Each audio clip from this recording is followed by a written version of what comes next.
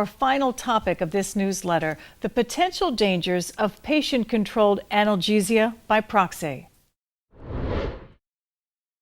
Patient-controlled analgesia, or PCA, has been widely used in hospitals for more than 20 years. But there's one form of it that ISMP has long warned against. That's PCA by proxy.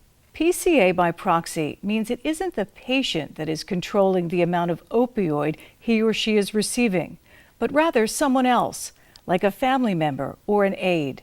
With PCA, the great benefit is the patient can give himself or herself a dose of strong narcotic by simply pushing a button on his or her pump or on an attached cord.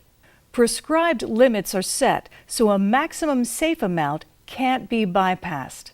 But a more important built-in safety mechanism is patients will become sedated or fall asleep with adequate relief, so they don't feel a need to continue to push the button.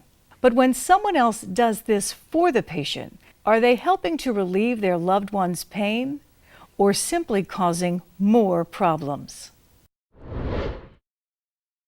Mike Cohen is back with me now. Mike, complicated issue here. What does ISMP recommend when dealing with PCA by proxy? Yeah, this is a potentially dangerous situation. By proxy means it's not the patient controlling patient-controlled analgesia, and obviously that term, patient-controlled analgesia, means it's supposed to be the patient. So it's someone else, sometimes a family member. We had a situation recently where a hospital employee, a safety companion, who meant well, obviously, was with an elderly individual who was in pain and using patient-controlled analgesia. But this employee was actually pushing the button for the patient.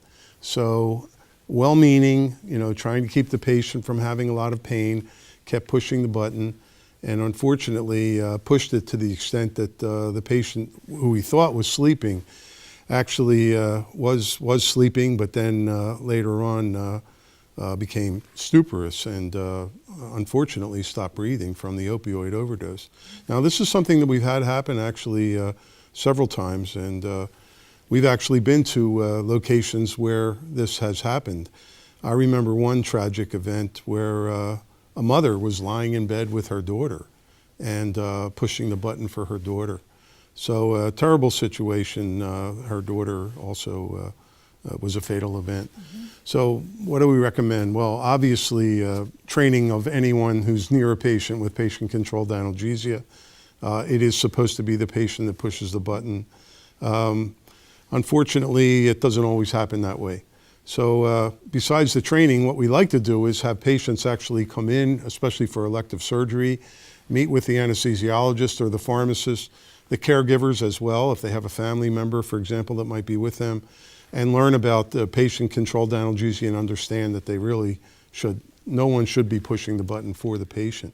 Also, it might help to put some note, right on the cord that the patient uses to push the button for patient use only. Mm-hmm. So that can be helpful. That's another thing that we recommend. Mike, we thank you for your expertise as always.